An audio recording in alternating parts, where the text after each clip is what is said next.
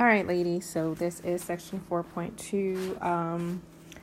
It'll probably be, I would say, 2 videos for this one because when I return back on Monday, I will continue just summing up this section. So I'm going to do the majority of the section in the video, but then I'll sum it up and we'll put everything together when I come back.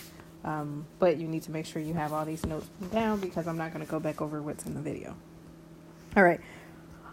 So in 4.1, we looked at first derivatives and talked about what information that gives us for the graph of f, and that tells us where f is increasing and decreasing and where we have local extrema and critical numbers. So in this section, we're actually looking at the second derivative and the information that tells us, and we'll find that out in a minute. So first, a definition of concavity. We have the graph of a function f is concave upward on AB if f prime is increasing on AB and concave downward on AB if f prime is decreasing. Okay, and so the question is, well, how do we determine where f prime is increasing or decreasing? So recall the sign chart of f prime in section 4.1, that tells us where f is increasing or decreasing. So therefore, if we do a sign chart of f double prime or the second derivative, that's going to tell us where f prime is increasing or decreasing. Okay, so the answer is we take the derivative of f prime, which is called the second derivative.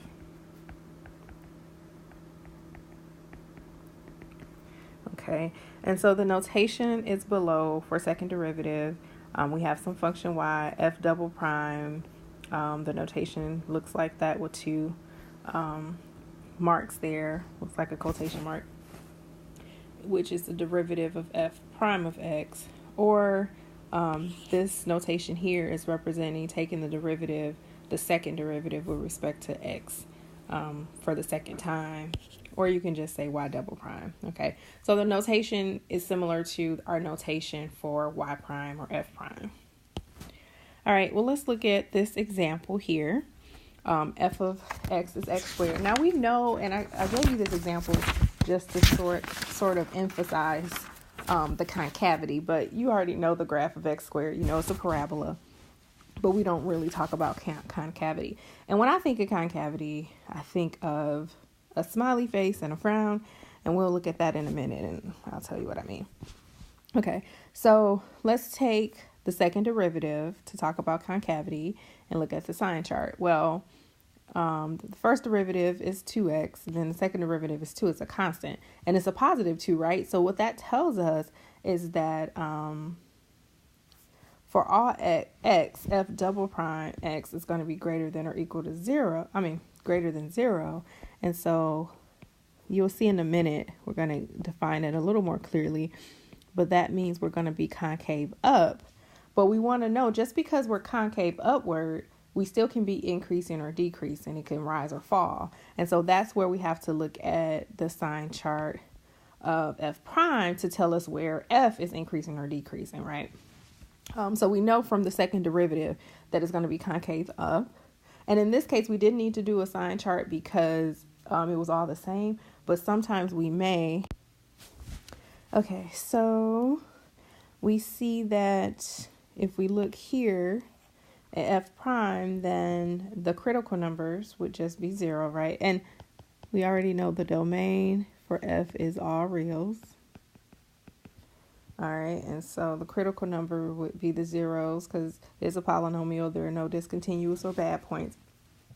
And so just by doing test numbers, you can plug in -1 and 1. We see we're going to get negative and positive. So that means from negative infinity to 0, this graph is decreasing, but from 0 to infinity, it's increasing, and it's concave up for the entire graph. And so this is how we know how the parabola looks, right? Okay, and I might be, since I plotted points, let me be a little more careful. in how I draw this, since I did plot those. Okay. And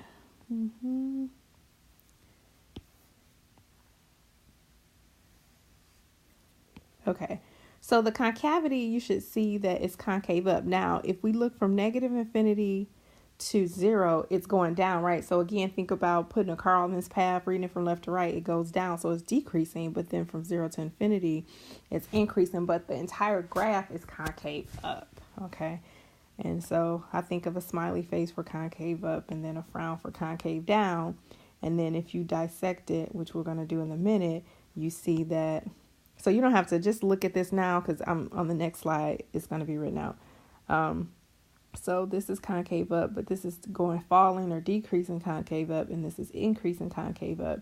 And then this is increasing concave down and decreasing concave down. Okay. All right. So this is just from your book, but you should write this in your notes. So it just talks about for the interval AB, if f double prime is greater than 0, then you're concave upward. And if the f double prime is less than 0, you're concave downward.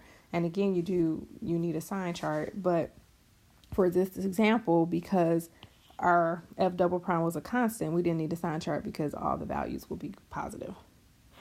Okay. And so this is just to break down. If f double prime is positive, then that means f prime is increasing, which means your original function f is concave up. And this is what I'm talking about in the smiley face. And this is decreasing, and that's increasing concave up. And if f double prime is negative, then you're decreasing and you're concave down. And you are increasing concave down or decreasing concave down. Okay. All right. And this is just another picture. Again, this is in your book, and this might be helpful, but this is just what I was talking about here, that f prime is negative and increasing. And so that means that you're concave up, but you're falling. And then if you're positive and increasing, then you're rising, and similar for concave downward. So that's just what I talked about. But again, it's helpful if you write this down, because when you sketch your graphs, this will come in handy to kind of look back to as a reference. Okay, so let's look at example 2. All right, so determine the intervals where each function is concave upward and concave downward. Sketch a graph of each function. I sort of set this one up for you, so I'm going to go over it, and then the next example we'll go over together. But the function is f of x equals negative e to the negative x. Another way to look at that is negative 1 over e to the x. Again, you should think about the domain here. The domain is all reals, right? I can plug in any number into that. If you take the derivative of this, so keep it looking like that. Remember, that's really a negative 1 there, right? So what I did when I took the derivative is I ignored that negative sign and just focused on the derivative of e to the negative x, which is chain rule, right? It's going to be e to the negative x times the derivative of negative x, which is negative 1. And then that negative sign comes back into play. And so those two negatives make it a positive. And so we have e to the negative x, or 1 over e to the x is what I wrote here. And notice something here. Well, there's no zeros. There's nothing that will make that 0. And also, there are no bad values, because since it's a denominator, you will be concerned with what's e to the x. E to what power equals will give you 0, and no power, right, will give you 0. So on the sign chart, everything will just stay positive. So we're increasing everywhere for this function. That's what that tells us, that we're increasing. And to do the double derivative, or the second derivative, to determine if you are concave up or concave down, you take the derivative of e to the negative x, which is e to the negative x times the derivative of negative x, which is negative 1. And so we get negative 1 over e to the x. And no matter what number we put in here, we're always going to get out a positive, right? For exponents, we're always going to get out a positive.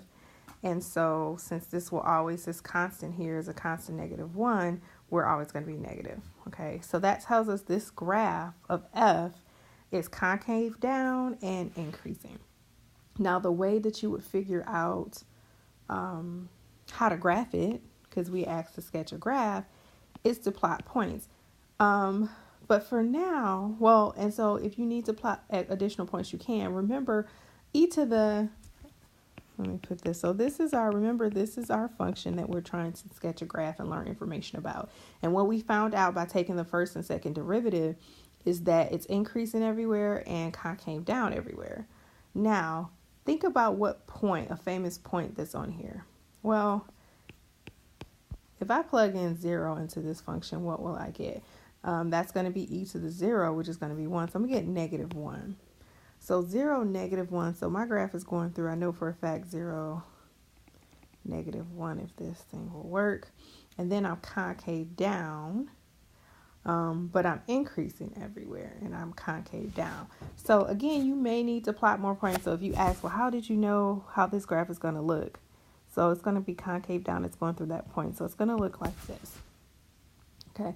And I know it because the concavity increasing and my point 0, negative 1. But if you weren't for sure, go ahead and say plug in 1 and negative 1 into this function to see what values. And that's something that you can, whenever you're asked to sketch a function, as long as you know what your domain is, right, meaning what values you can put into it, you can use any of those numbers to check to make a better sketch of your graph. Okay. So if you say, well, how did you know it would look like this with only 1 point?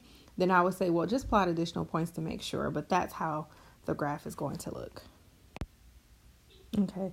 And down below, although it's very hard to see, but I also went in Desmos to kind of sketch it. And it's similar. The only thing in Desmos, their scale is a little larger. That's why it looks more condensed than mine.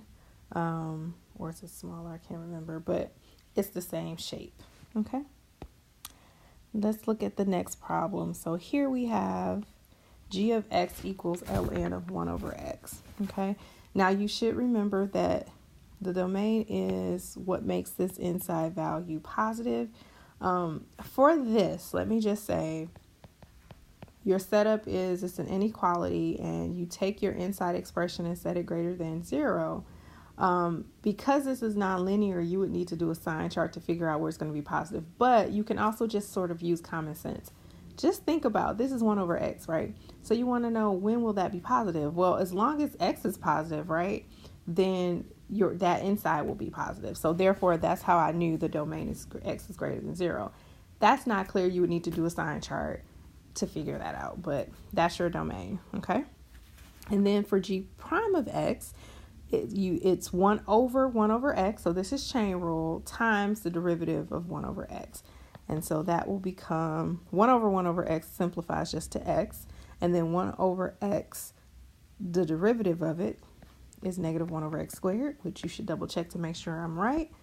And then that simplifies to negative 1 over x. Okay, so that's g prime.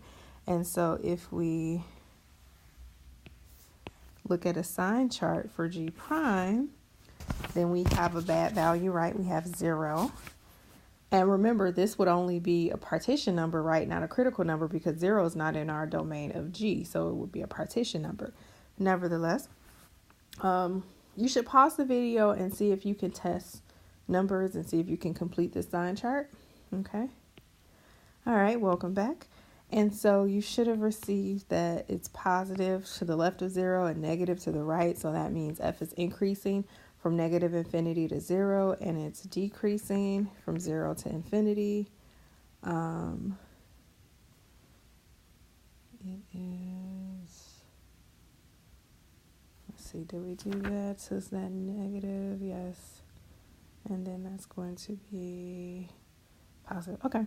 So now, okay. So I actually forgot to mention something. Remember, our domain is just all x values greater than 0. So technically, this side of the sign chart doesn't apply because it's undefined.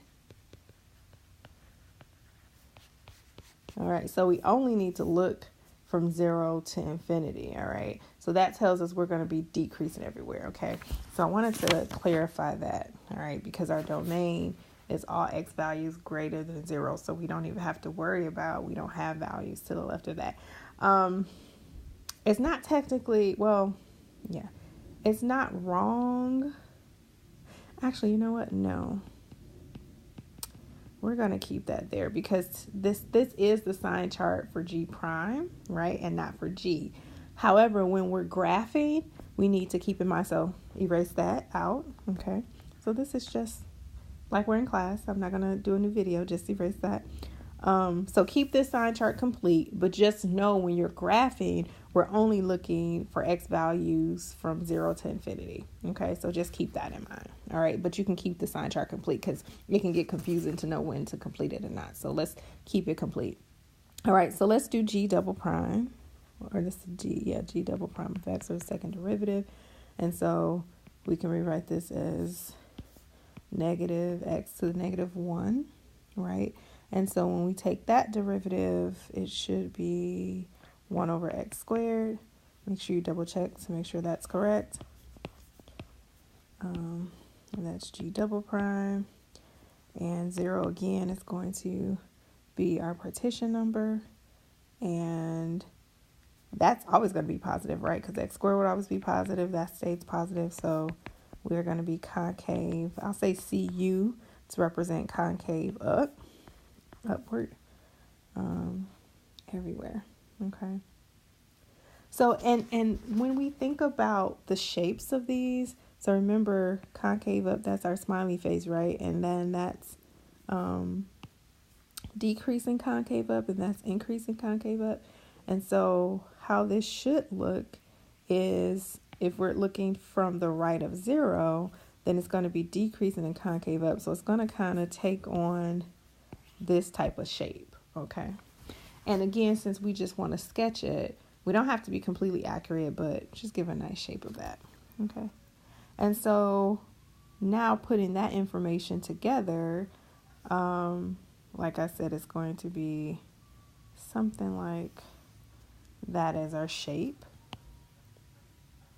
And of course, and I shouldn't have put values in because I'm not plotting any values, but you should plot some values to make sure you get sort of an accurate picture. Although you know the shape, you should plot some values to make sure it goes along that shape. Okay, and there is a sketch of it there from Desmos. So as you can see, it is concave up and then decreasing everywhere. Okay, and we're only to the right of 0 because that's our domain. Okay, I think I'm going to stop this video here and then start another one.